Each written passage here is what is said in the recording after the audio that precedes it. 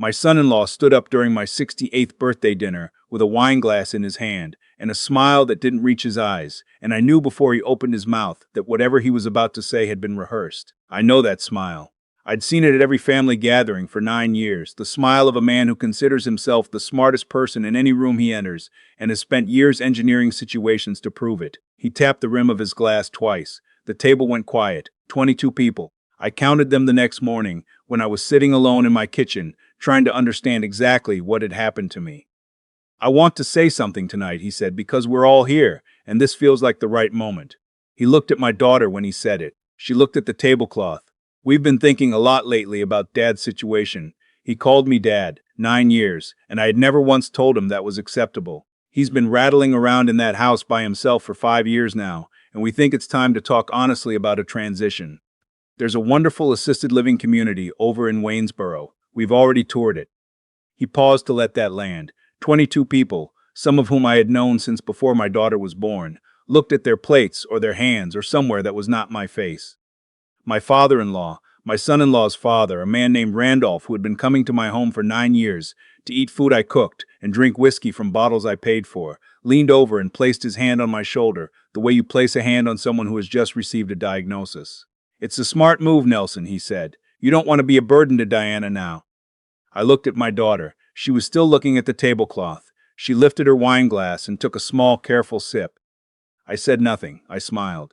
I cut a piece of the birthday cake my daughter's mother-in-law had ordered from a bakery I had never heard of, and I ate it, and I talked about other things for the rest of the evening, and when dinner was over, I drove home alone in the dark to the house on Aldermore Lane that I have lived in for 31 years.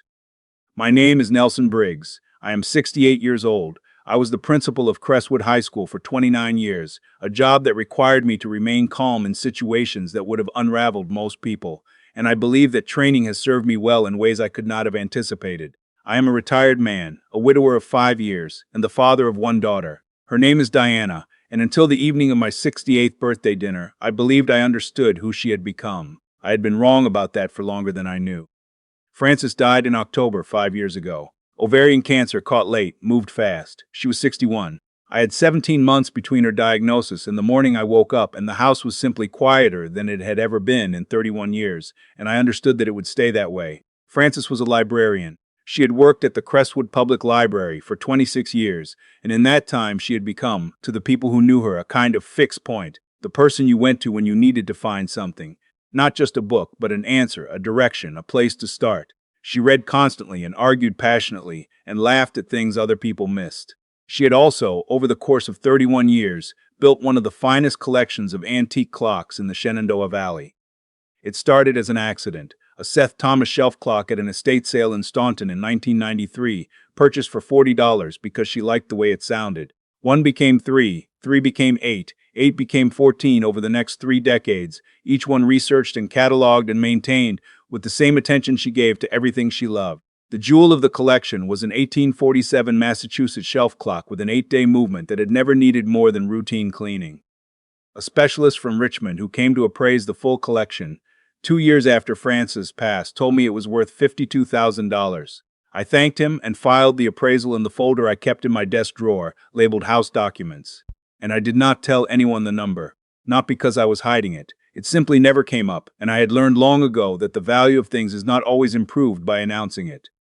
Diana had mentioned the clocks exactly once, about 2 years after her mother died. She'd said they were probably worth something, and that we should figure that out eventually. I'd said yes, probably, and we'd moved on to talking about something else. I had assumed, without examining the assumption, that we were on the same page about what eventually meant.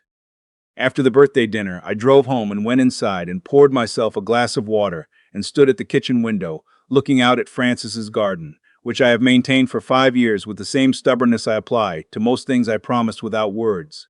The roses were dormant. The Meyer lemon tree she'd planted along the south fence had produced badly that year, too much rain in June, but it was still standing, which felt like enough.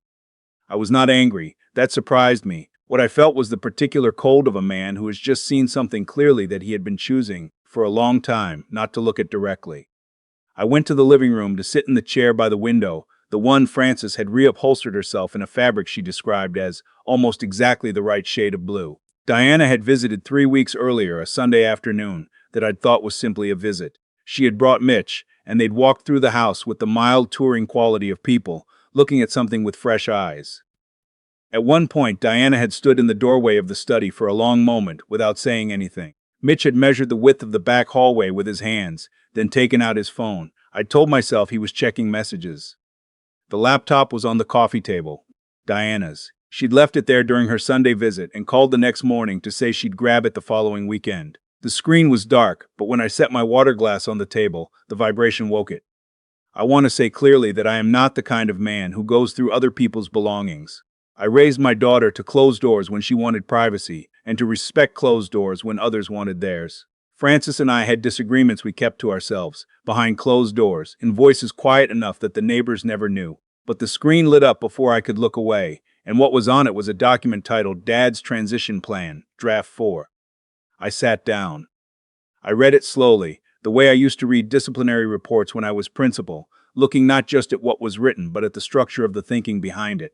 The document was 17 pages. It had been drafted with care. It included a Zillow estimate for 4 Aldermore Lane, $284,000, with a note that said, conservative, likely higher, with updates. It included a breakdown of a monthly fee schedule at Waynesboro Senior Living, the facility my son-in-law had mentioned at dinner. It included a line item labeled Clock Collection Est, with a value of $3 and $5,000 verify. It included a section titled Timeline with a date circled 8 months from now. At the bottom of the document, in a different font, as if it had been added later, was a note. POA needs to be signed before property transfer can proceed. Check with CRIC conservatorship option if Dad resists. I closed the laptop. I put it back, exactly where it had been.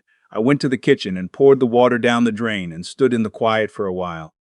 I thought about the word resists, the particular clinical distance of it, the way it classified any objection I might have as a symptom rather than a position. I went to bed. I didn't sleep. But somewhere before dawn I had made up my mind, and the making of it settled over me the way cold air settles after a window is opened, clean and clarifying and not entirely comfortable but necessary. 3 days after the birthday dinner, I found the document under the door of the guest room. It must have slipped out of Diana's bag during her Sunday visit and gotten pushed under the door when the hallway runner shifted. A durable power of attorney for financial decisions, printed on legal paper. My name was pre-typed on every relevant line. Diana's name was listed as agent. A signature line waited at the bottom with a small arrow sticker pointing to it, the kind realtors use when they want to make it easy for you to find where to sign without having to read what you're signing. I held it in both hands and looked at it for a long time. Then I put it in the folder in my desk drawer with the appraisal document. Then I picked up the phone and called Clarence Odom. Clarence had lived in the house directly to my left on Aldermore Lane for 28 years.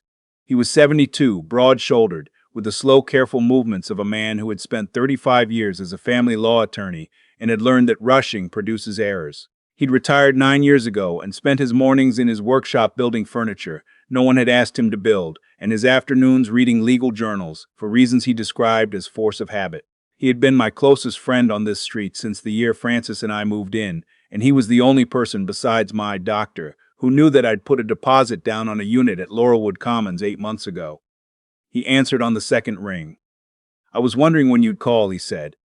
I told him what I'd found, the document, the laptop, draft 4. There was a pause on his end, not the pause of a man deciding whether to tell me the truth, but the pause of a man deciding how far back to begin. Diana called me 6 months ago, he said. She introduced herself very pleasantly and said she was reaching out because she was concerned about your situation. She asked me to walk her through the process for establishing conservatorship over a parent with diminishing cognitive capacity. I sat down on the edge of the guest room bed.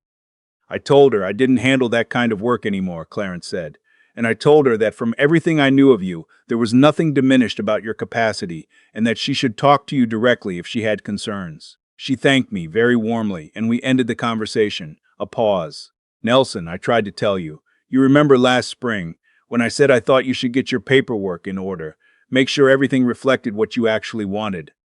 I remembered. I'd told him I wasn't thinking about that yet. I'd told him I was fine. I should have pushed harder, he said. No, I said. I should have listened. We agreed he would come over in an hour. I spent that hour at the kitchen table, drinking coffee that went cold. The way Francis always said, my coffee went cold because I was too busy thinking to drink it. Then I opened my laptop and looked at the letter in my email from First Shenandoah Bank, dated 3 weeks ago, that I had not yet opened. The subject line said verification required, account modification request. I opened it. 3 weeks ago, someone had contacted the bank requesting to be added as a joint account holder on my primary checking account ending in 4471, the one where my pension and Social Security were deposited. The bank's fraud protocol flagged it because the request came via phone with no written authorization from the primary account holder. They'd sent me this letter to verify whether the request was legitimate. They needed my response within 30 days. I called the bank. I spoke with a representative named Courtney, who pulled up the request and confirmed that the caller had identified herself as my daughter and explained that she was trying to help me manage my finances because I was getting forgetful. Courtney, who had the particular professional care of someone delivering information she understood was significant, told me the request had been placed on hold. I told her to deny it permanently. She asked if I'd like to add a verbal password to my account for future security. I said yes. I chose the name of the 1847 Massachusetts shelf clocks maker, which I knew no one else on earth would guess. Clarence arrived at 11. I showed him the POA document. He read it without expression, which was the expression of a man who was expressing quite a lot through restraint. "This is legitimate paperwork," he said, "prepared by an attorney. It's not forged. It's just waiting for your signature, which you are under no obligation to provide, and which you should not provide." "I know," I said. "What do you want to do?" I told him. I spent the rest of that week doing what I had been putting off for 5 years. I called my estate attorney in Harrisonburg, a different man from Clarence, someone with no personal stake in any of it, and made an appointment. I had written my original will 2 months after Francis died, in the numb practical urgency of a man who has just become responsible for his own ending and needs to put it in order. I had left everything to Diana because she was my daughter, and because in those first raw months, doing anything for her had been the only way to feel like a father when I no longer felt like much else. I sat across from my attorney on a Thursday morning, and I told him what I wanted instead. The house proceeds, my retirement accounts, my savings. I wanted them to go to a fund. We would call it the Francis Briggs Literacy Fund. It would support reading programs at the Crestwood Public Library in perpetuity, summer reading for kids who couldn't afford books, after-school tutoring, the things Frances had spent 26 years building quietly without needing anyone to name a room after her. My attorney drew it up cleanly. I signed it on Friday. On Saturday morning, I called the Crestwood County Historical Society. The director, a woman who had known Frances through library events for years, went quiet when I told her what I was proposing. 14 clocks, including the 1847 Massachusetts piece, appraised at $52,000, donated outright in Frances's name. She would name the collection the Francis Briggs Horological Collection. They would display it in a dedicated case in the main gallery. "Mr. Briggs," she said, and her voice had something in it that took me a moment to identify as the sound of someone genuinely moved. "Frances would have loved this." "Yes," I said, "she would have." The clocks came out of the house on a Tuesday. I supervised the packing myself, wrapping each one in the tissue I'd saved from the original packaging Frances had kept in a box in the attic because she said you never knew when you'd need to wrap something carefully. The 1847 Massachusetts piece was the last to go. I held it for a moment before I handed it over. It ticked steadily in my hands, the way it had ticked on our mantel for 22 years, patient and regular, and entirely indifferent to what was happening around it. I called my realtor that afternoon. Her name was Connie, and she had sold a house 3 doors down the previous spring and done it in 11 days. I told her I was ready to list. She told me she'd have a sign up by the end of the week. I told her I didn't need to net any particular number. I had already done the math, and between the sale and my savings and my pension, Laurelwood Commons was manageable for longer than I was likely to need it. I just needed the house sold. I said nothing to Diana. I let 10 days pass. She called on a Tuesday evening, her voice warm and organized, the voice she uses when she has structured a conversation in advance. She said she and my son-in-law wanted to come by Thursday, that they thought it would be good to sit down and walk through everything together, that they wanted me to feel supported. She said my son-in-law's parents might stop in too, just for a little while, just to show they were there for the family. I said Thursday was fine. I called Clarence. They came in 2 cars, which I took as a sign that the conversation had already not gone entirely smoothly between them. My daughter got out of her car first, in the mid-afternoon sun, and stopped. The sign was at the front of the yard, white and blue, the name of Connie's firm printed across the top in clean letters. Below that, Solge. Clarence was sitting in a chair on my porch. My daughter looked at the sign, then at Clarence, then at the front door, which I had not yet opened. I opened it. I stepped out. Dad, her voice was careful. What's going on? What does it look like? I said. My son-in-law had come around the car. He was looking at the sign with the fixed expression of a man running calculations behind his face. You listed the house? I sold the house, I said. There's a difference. My daughter took a step toward the porch. Dad, we were going to talk about this. We had a plan. Draft 4, I said. She stopped. Randolph's car came around the corner. Diana must have called them. He parked at the curb and got out with the practiced ease of a man who expected his arrival to settle things. His wife, Elaine, came around the passenger side with her handbag already on her shoulder, prepared to be somewhere briefly and then leave. Clarence stood up from his chair. He was not a large man, but he had the particular presence of someone who has spent decades in courtrooms and knows how to take up space without raising his voice. Diana, he said, I think it would be useful for you to know what I told your father. 6 months ago, you called me and asked me to walk you through the conservatorship process, the legal mechanism for taking financial control of a parent on the grounds of cognitive decline. He looked at her steadily. I declined. I also told you that your father showed no signs of diminished capacity. I'm saying it again now, in front of everyone here, because your father deserves to have it on the record. My son-in-law turned to look at my daughter. The color in his face had changed. Diana, what does he mean, conservatorship? She didn't answer. Her jaw was tight. I knew about the POA, my son-in-law said, and his voice had gone quiet in the way voices go quiet when a man is working out the shape of something in real time. I knew about Waynesboro. I thought we were trying to help. He paused. Conservatorship is not the same thing. Conservatorship is going to court and saying he can't make his own decisions. That's not what I agreed to. Randolph had walked up the front path. He was assessing the situation with the expression of a man recalibrating. Now let's take a breath here, he said. Everyone's emotional. I looked at him. Randolph, I said, 6 months ago, your daughter-in-law called a retired attorney to ask how to have me legally declared incompetent. That was the plan being made in my house, in my name, without my knowledge. I'd appreciate it if you'd understand what you came here today to support. His mouth opened, closed. Elaine had stopped moving. She was looking at her son with the expression of a woman, rereading something she thought she understood and finding she had missed a word. That's not, Randolph started. The sign says sold, I said. The clocks have been donated to the County Historical Society in my late wife's name, appraised at $52,000. The will has been rewritten. The bank account has been secured. There is no plan left to execute. I looked at him calmly. I did all of this myself in 10 days, because it turns out my capacity for decisions is exactly what it has always been. The afternoon was very still. A car moved slowly down Aldermore Lane. A neighbor 2 houses down was watering something in the front yard. Normal, entirely normal.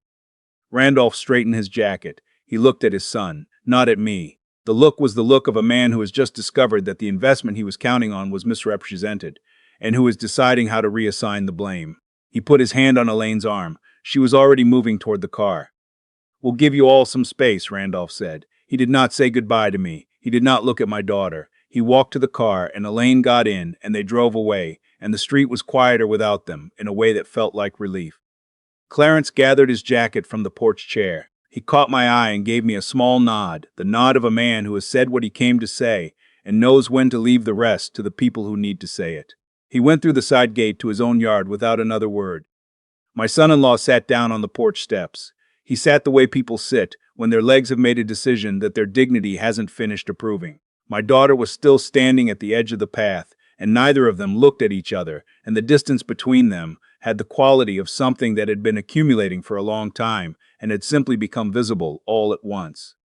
I didn't think you knew, my daughter said. Her voice was not defensive. It was smaller than that. I know. She looked at the sign in the yard. The clocks, she said. Mom's clocks. $52,000, I said. Appraised 14 months ago. They're going into a display case at the Historical Society, under your mother's name. The collection will be there after I'm gone, after you're gone, after all of this is a very old story. She pressed her lips together. One tear ran down the side of her face, and she did not move to stop it. Dad, she said, and then she didn't say anything else for a while. I looked at her. This woman who was my daughter, who had sat with her mother through the last months, and held her hand and hadn't needed to be asked to do it, who had become somewhere in the years since, a different version of herself that I had been too slow to see clearly. I did not think the better version had disappeared. I thought it had been buried under the weight of a plan that had required her to stop seeing me as a person in order to feel justified in executing it. I'm not going to tell you I understand, I said. I don't, entirely, but I know that I made it easy. I paid for things without being asked. I fixed problems before they became consequences. I made myself available and useful until you stopped being able to see me as anything else. I paused. That's on me as much as it's on you, maybe more. She shook her head slightly, as if she wanted to refuse that. I'm moving to Laurelwood, I said, voluntarily. On my schedule, not yours. I put the deposit down 8 months ago, which was before any of this, because I've known for a while that it was time. I'm going to have a garden plot. There's a woodworking shop. I've been meaning to learn to build something with my hands for 30 years. I looked at her. I'm not disappearing. I'm not punishing you. But I'm not going to be managed. Not by you, not by your husband, not by his father, not by anyone. My son-in-law stood up from the porch steps. He said nothing. He walked to the car and he got in and he sat there. And after a long moment he drove away, not down the block toward their house, the other direction. My daughter watched the car go, and what was on her face was its own conversation. She stayed.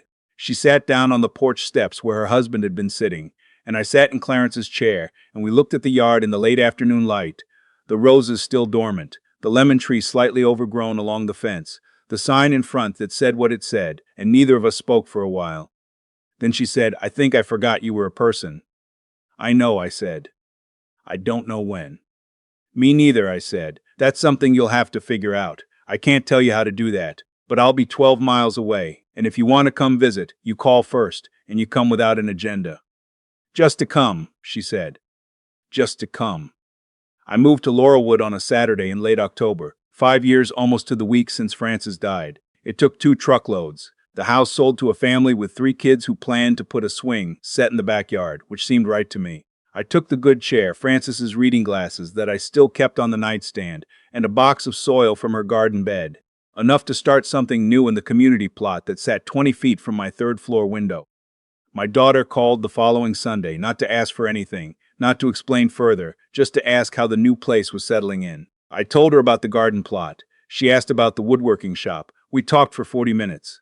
When we hung up, I sat in the good chair by the window and looked out at the bare garden bed and thought about what I was going to plant in it when the ground was ready. Frances would have had opinions about that. She had opinions about everything, all of them useful, most of them right. I had relied on those opinions for 31 years and had not fully understood that I was still relying on them, in my way, 5 years after she'd gone, that I still made decisions by holding them up to the standard of what she would have thought was correct, what she would have called the honest thing, the dignified thing. The dignified thing, it turned out, was not waiting, not accommodating, not making yourself so easy to manage that the people who love you begin to mistake that ease for consent. I was 68 years old. I was sitting in a chair in a room I had chosen, in a community I had selected for myself, 12 miles from a daughter who was beginning, I thought, to remember who I was. Outside, the garden bed waited. The morning was still. My coffee was hot, because I had finally, after a very long time, stopped having so many things to think about that I forgot to drink it.